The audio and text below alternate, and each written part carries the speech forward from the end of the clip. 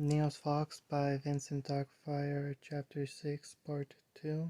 In Naruto's dream, Naruto stood there in a green rock plain. From what he could see, the sky was a deep greenish black that had floating rocks around him.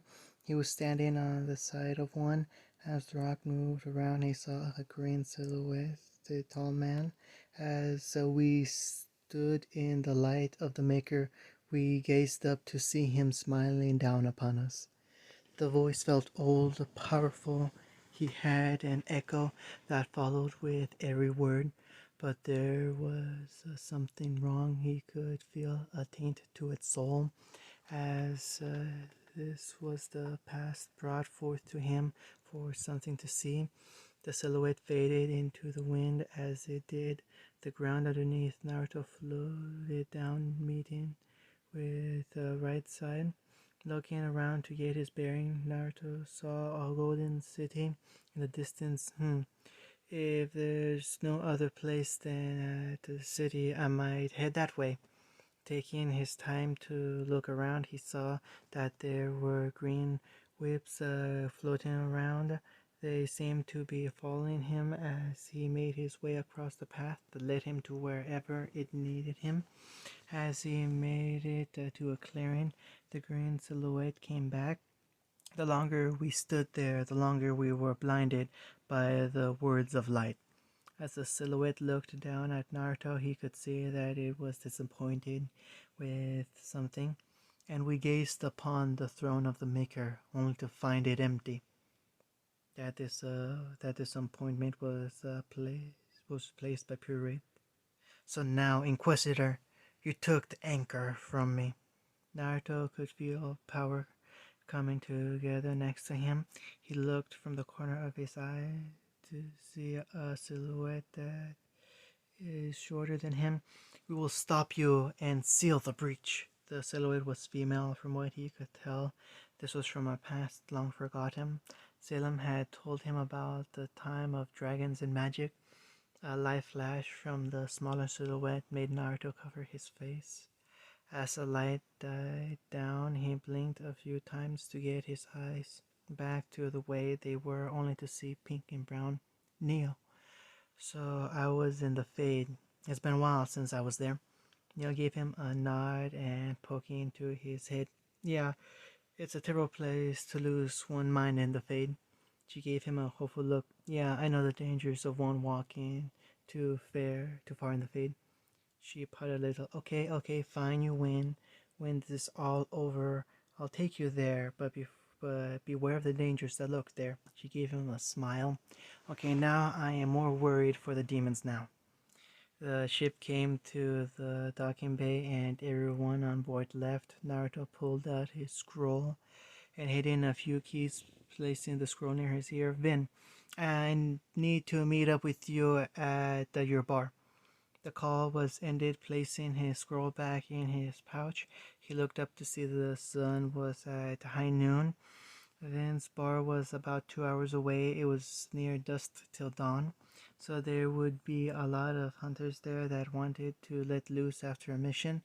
Walking over to where the students kept their cars and bikes, he walked over the parking lot to 1313. Unlocking it, he pulled out his Sparrow, a bike that had Starfine rotational thrusters. Next to it were two steering feet pedals, an anti-grav system, and a handle grip that controlled the thrust and braking mechanisms. It was sleek black metal that started with two pins that led to main body. At kick-starting the hover bike, the bike started to hover off the ground a good 8 inches. Getting on the black leather seat, he get on the bike. He helped Neil get on. Revving the bike, he sped off. The trail of purple light followed him. Neil smiled as she wrapped her arms around Naruto. The intoxicating scent of her lover brought a smile to her face. He was hers and only hers. Nobody shall take him from her. And if they tried that, they would meet the devil herself. The last time someone tried was a silly redhead with a robotic arm. Let's just say they won't be finding the body anytime soon. She closed her eyes, and the thought of running her blade through somebody's heart again made her moist. She rubbed her thighs together as the rumble at the anti-grav system didn't help her.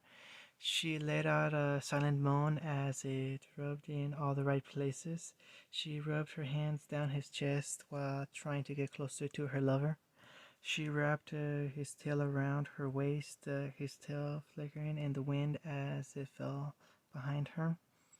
They sped on the highway to near where they were getting their info on their target. As the sun started to set, they made it to an old bar that had the sign that said Quicksilver. The owner of said bar as the drummer of Naruto's band, Vin. Naruto and Neo walked into Vin's bar. The place was a small bar where you would hang out for hours talking to the bartender. The place had a few tables here and there. There was one pool table. The place gave off a nice feeling like no matter what happened, it was alright and drink your problems away. Vin was standing there cleaning a glass. His face was blank as ever. He was nodding his head to the music that filled the place. There were not many people in today.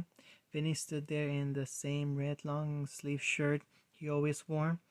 They asked him about it and he just shrugged and showed them a week's worth of shirts. Vin looked over to see Naruto and Neo sitting there. Reaching down underneath the bar, he pulled out a bottle of rum and ice cream, placing the rum in front of Naruto and the ice cream in front of Neo, who smiled at him and started to eat it. So Vin, have you seen Crow? Vin placed a picture of Crow. He was passed out in his bar with bottles of whiskey around him. How long ago was this? Not that long ago. Do you know where he is now? The blank look of Vin said it all. Vin reached underneath the bar and gave Neo a glass of milk. She gave him a small smile and took the glass. So he's going to the city of Red Cliff, and why they went dark. The blank stare said it all. So if we head over to Red Cliff and talk to we might be able to get him to help to find him. The nod said it all. Vin reached under and pulled out a small passport that will get him into the city. Vin, is there anything you don't have underneath there? Vin tilted his head a little. Really now? Nea looked at him and tilted her head, placing the glass on the counter only to meet with a napkin, taking it and wiping the leftover milk off. Naruto placed a few lien on the counter, only to be placed back in his hands. Vin gave a look that said it all. Taking the money and placing it back in his pouch, he shook his head. Every time he tried to pay for the info, Vin never took his money, but everyone else, he took theirs. The door opened to a group of goons dressed in black and red. These poor unlucky men were juniors. Our boss have some words for you, Vinny. He don't like people taking money from him, so he sent some warning to you.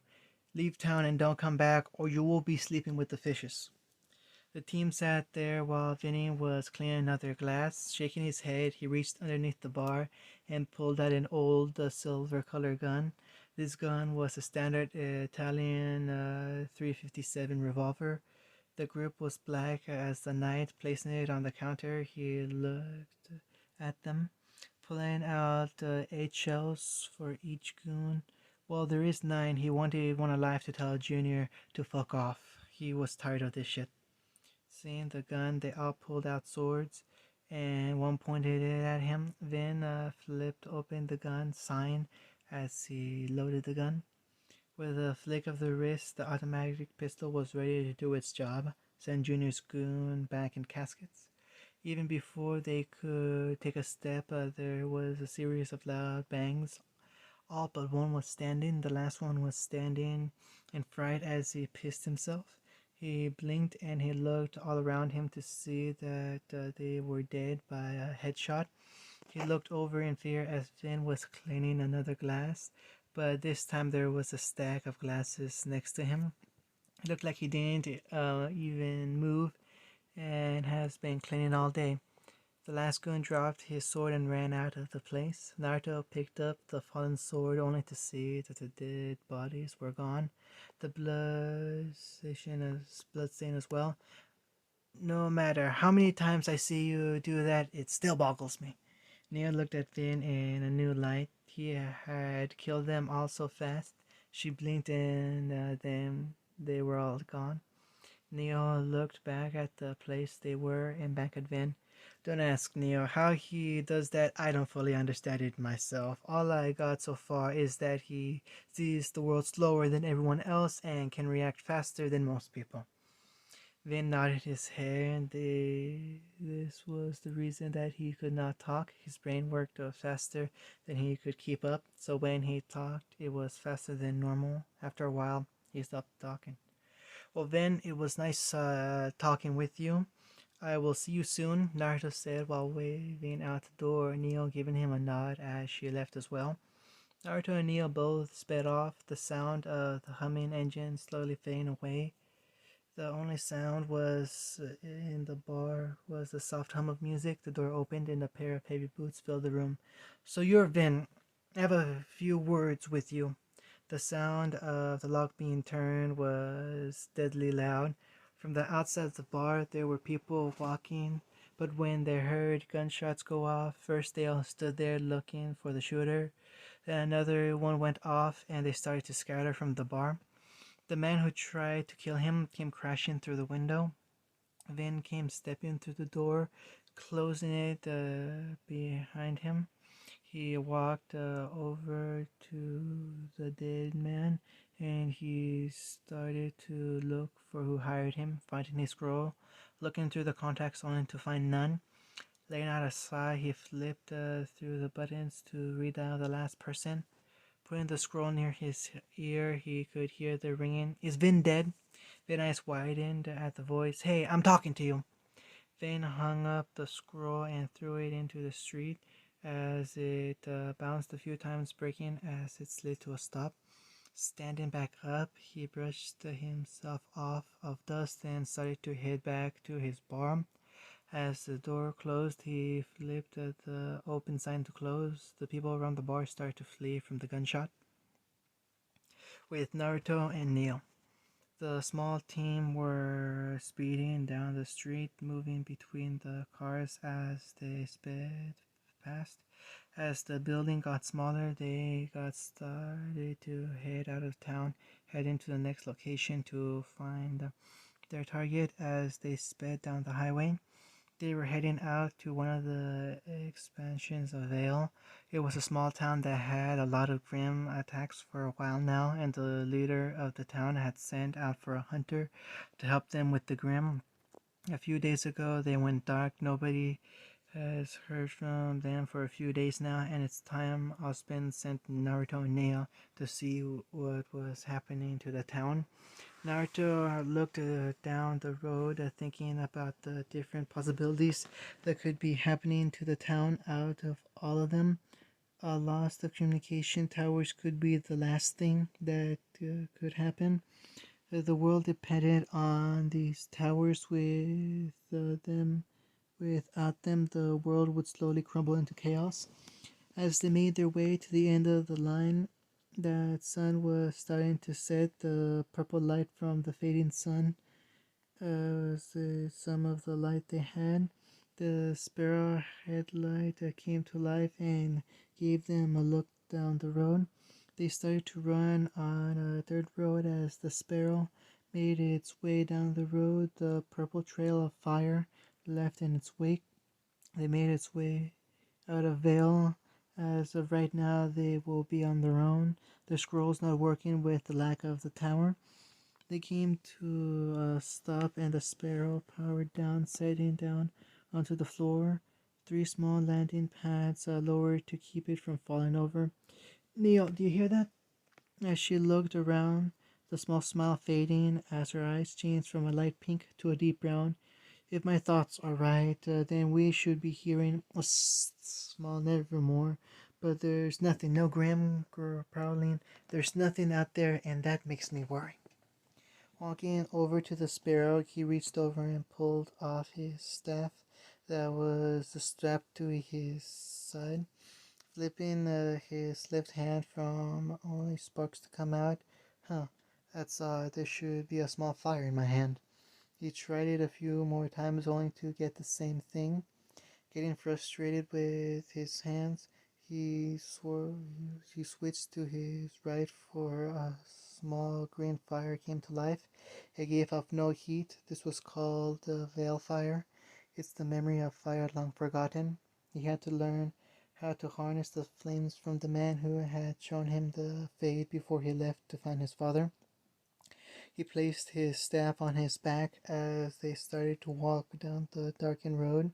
They were overwhelmed with the stench of death. They could taste the copper in the air, the feeling of loss, the buzzing of fly, and horrid smell of burnt skin.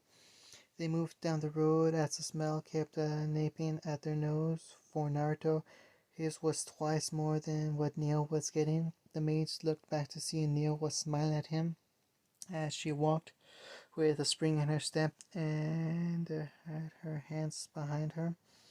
Her eyes were changing colors as she blinked, going from white to a pink. When the hunter turned around, they came to a pile of dead bodies. The blood was fresh. It was seeping into the ground. Naruto took a step closer, only to step on a stray body. The body was that of a child. Naruto reached down to get a good look, only to have his throat grabbed by the body. Why, Naruto? Why did you leave us to die? My sister trusted you, and you lived. This was the dead body of Sammy. The head grew closer to his. You should have died that day. But you get to live the life of a hunter while people like me are forgotten.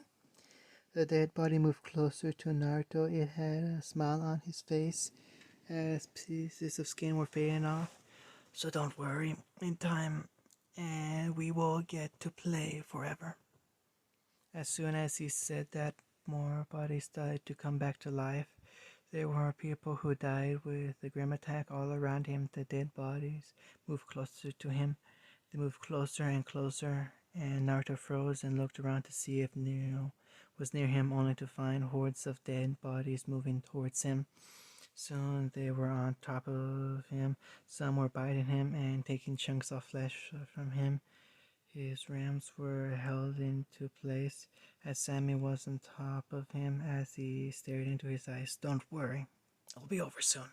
Sammy lunged at his neck, and an ungodly scream filled the dead plain as his eyes started to dull over from the pain. Blankness filled his vision, and the world around him was going black. The world around him was a deep, sickly green. This was or is the fate, the realm of the living and dreaming met. Only a few people can walk this world and leave without harm. He stood in a plain that showed an army. They were covered in armor from their head to their toes. A man stood in the front was a glowing beacon of light. As the light shone from the golden armor, filled the troops with a new hope. Men, today we stand to the light that is trusted upon us. As the light ends, we shall go home and seek out our family. Men with me, charge!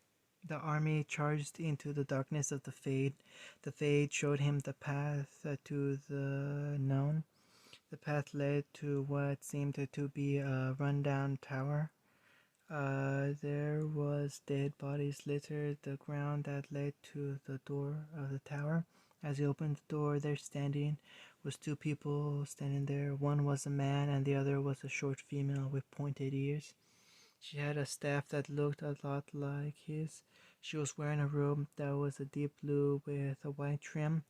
We must make it to the top and light the signal fire, and with that the war is won. The female turned around and looked at Naruto. Now that no matter what happens, the fate will always show the past. The voice was that of his master, Naruto. I need you to awake and fight to live. End of chapter 6 and